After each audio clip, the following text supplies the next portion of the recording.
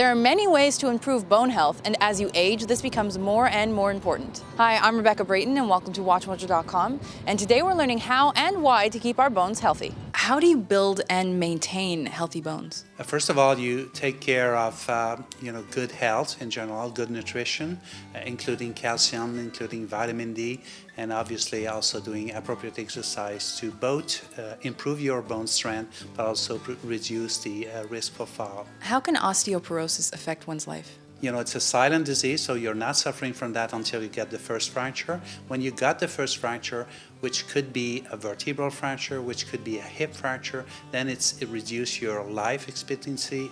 In fact, 20 to 30% of people having a hip fracture will die within a year after this event. Is this a problem primarily in women? Yes, in fact, over 4 people suffering from osteoporosis, you'll find 3 women and 1 man. And the main reason for that is that women tend to lose bone around the age of menopause because of lack of estrogens, and in men it tends to occur around the age of 60 and 65, so later in life. Now, I've heard something about a bone density test. Is this a good indicator? Yes, the bone density test will, in fact, measure the most relevant, measure that you could predict fracture with. So that test is available. It's a radiologic test that is easily available around the age of menopause. The actual procedure is very simple.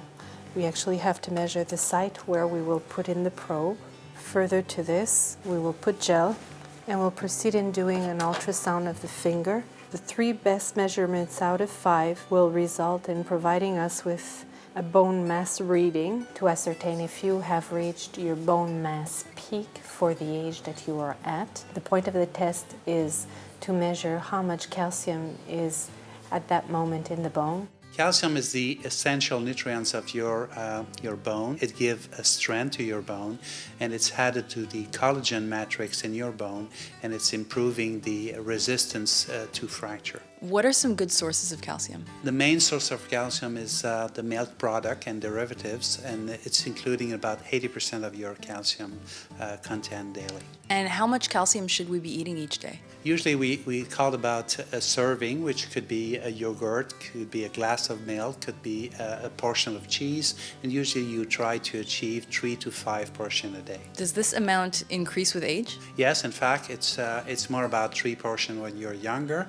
and it's more about 5 portions when you're almost 50 and over. What might happen if we're not getting enough calcium? Your skeleton is the calcium source, so you'll just extract calcium from your skeleton. That's why you may be at risk of inducing bone loss and osteoporosis and bone fragility. Thank you very much.